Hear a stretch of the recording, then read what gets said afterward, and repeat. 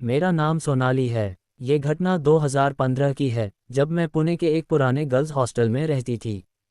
ये हॉस्टल एक अंग्रेज़ों के ज़माने की बिल्डिंग थी, 3 मंजिल, ऊंची ऊंची दीवारें, सीलन भरे कमरे और हर कोने से आती अजीब सी गंध।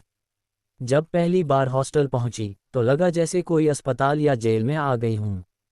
दीवारों पर पुराने दाग धब्बे, टूटी हुई खिड़कियां और लकड़ी के दरवाजे जो हवा चलने पर अपने आप चरमराते थे। मेरे माता पिता गांव में रहते थे, इसलिए मुझे पढ़ाई के लिए हॉस्टल में रहना पड़ा। हॉस्टल में करीब 40 लड़कियां थीं, लेकिन तीसरी मंजिल हमेशा बंद रहती थी। पहली रात मैंने और मेरी रूममेट नेहा ने बातें करते करते सोने की कोशिश की। करीब रात के 2 बजे अचानक दरवाज़ा ज़ोर से हिला। ऐसा लगा जैसे कोई बाहर से धक्का मार रहा हो। नेहा डर गई और बोली, शायद वॉचमैन चेक कर रहा होगा। लेकिन मैंने जब दरवाज़ा खोला तो बाहर कोई नहीं था। कॉरिडोर अंधेरे में डूबा था। सिर्फ बल्ब की हल्की पीली रोशनी टिमटिमा रही थी। हम वापस बिस्तर पर गए, तभी खिड़की अपने आप खुल गई। और कसम से, हमें साफ साफ एक लड़की के चीखने की आवाज़ सुनाई दी। अगले दिन मैंने वार्डन आंटी से पूछा, आंटी, कल रात ऊपर से अजीब आवाज़ आ रही थी। तीसरी मंजिल क्यों बंद रहती है? आंटी का चेहरा उतर गया। उन्होंने धीमी आवाज़ में कहा, बेटा, यहाँ 10 साल पहले बहुत बड़ा हादसा हुआ था। 3 लड़कियाँ, उनके साथ बहुत बुरा हुआ था। किसी ने उनकी हत्या कर दी। तब से उनकी आत्माएं यहाँ भटक रही हैं।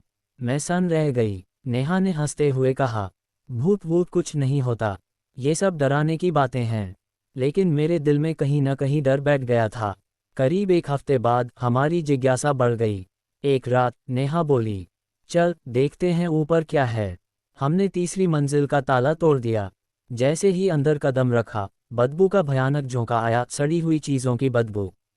कॉरिडोर की दीवारों पर लाल भूरे धब्बे थे, जैसे सूखा हुआ खून। एक कमरे में फटा हुआ सलवार कुर्ता पड़ा था, जिस पर खून के निशान थे। अचानक हमें लगा कोई पीछे खड़ा है। हमने मुड़कर देखा। कॉरिडोर के अंधेरे में 3 लड़कियों की परछाई खड़ी थी। उनके चेहरे सड़े हुए, आंखें लाल चमकती हुईं, बाल बिखरे और होठों पर खून टपकता हुआ। उनमें से एक लड़की कराहते हुए बोली, हमें बचा नहीं पाए, अब तुम भी यहीं रहोगी। नेहा ने डर के मारे चीख मारी और भागने लगी। लेकिन उन लड़कियों में से एक ने उसका हाथ पकड़ लिया। मैंने देखा कि नेहा का हाथ धीरे धीरे काला पड़ने लगा। उसकी चीख इतनी भयानक थी कि मेरी रूह कांप गई। मैं किसी तरह उसे खींचकर नीचे लाए। उस रात नेहा का शरीर बुखार से तपता रहा। वह बार बार बड़बड़ाती, उन्होंने मुझे पकड़ लिया, उन्होंने मुझे पकड़ लिया। सुबह होते ही उसका पूरा शरीर नीला काला पड़ चुका था। और उसी दिन वो मर गई। पुलिस आए, लेकिन रिपोर्ट में लिखा गया हार्ट अटैक। लेकिन मैं जानती थी ये भूतों का काम था। नेहा की मौत के बाद हॉस्टल में और भी अजीब घटनाएं होने लगीं। रात को बाथरूम से पानी बहने की आवाज़ आती, लेकिन अंदर कोई नहीं होता। कई बार लड़कियों के बाल अपने आप कट जाते। और कभी कभी किसी के कमरे की दीवार पर खून से लिखा मिलता। अब अगली बारी। एक रात मेरी फ्रेंड पूजा गायब हो गई। सुबह उसकी लाश बाथरूम में मिली, चेहरा नोचा हुआ, पूरा शरीर खून से लथपथ। लड़कियां डरकर हॉस्टल छोड़ने लगीं। लेकिन मेरे पास कोई चारा नहीं था। एक दिन मुझे पुरानी वार्डन ने बुलाया और रोते हुए बताया, बेटा, उन 3 लड़कियों की मौत हादसा नहीं थी। दरअसल इस हॉस्टल का मालिक और उसके 2 साथी शराब पीकर आए थे। उन्होंने उन मासूम लड़कियों के साथ दरिंदगी की और फिर गला घोंटकर मार डाला। लाशें तीसरी मंजिल पर ही मिली थीं। तभी से उनकी आत्माएं यहाँ फंसी हुई हैं। वे हर लड़की से वही करवाती हैं, खून, दर्द और मौत। उस रात मैं अकेली कमरे में थी। करीब 3 बजे अचानक बत्ती चली गई। कॉरिडोर से कदमों की आवाज़ आई, टप टप टप। दरवाज़ा अपने आप खुला। वो 3 लड़कियां सामने खड़ी थीं।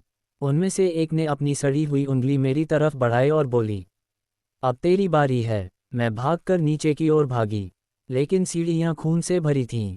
मैं फिसलकर गिर गई। तभी मुझे लगा किसी ने मेरे बाल पकड़ लिए।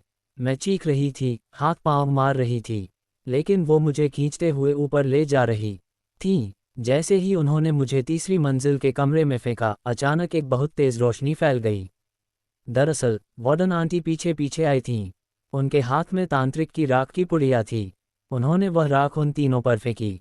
भयानक चीखें गूंज उठीं। उनके चेहरे पिघलने लगे और धीरे धीरे वो धुएं में बदलकर गायब हो गईं। मैं ज़मीन पर गिरकर बेहोश हो गई। जब होश आया तो हॉस्टल में पुलिस थी। मालिक और उसके दोनों साथी पहले ही मर चुके थे, लेकिन उनकी दरिंदगी की सज़ा उन लड़कियों की आत्माएं अब तक ले रही थीं।